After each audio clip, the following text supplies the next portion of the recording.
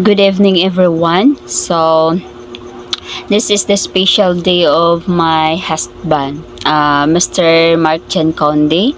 So, this is his birthday. So, I want to have a short message for him. My love, I can possibly fit on this messages all the reasons I loved you. I appreciate so many things about you, your strength, your sense of calm, your character, integrity, and passion, your sense of humor, and how fun you are. I could go on and on. Happy 30th birthday, husband. My love for you knows no bounds. I'm so glad that we'll grow old together, especially since you always have the head start.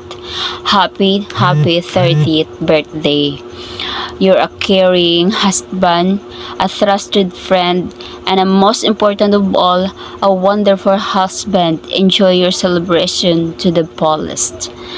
And a toast for you, my husband. You're my best friend, my confidant, the love of my life.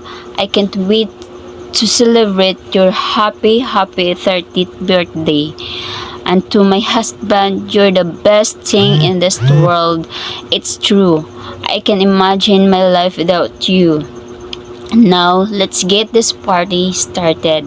And happy 30th birthday for you. And a big wishes for you, my husband. And I love you so much. And I thankful for the God Almighty that that He have given to you for the another year for your birthday.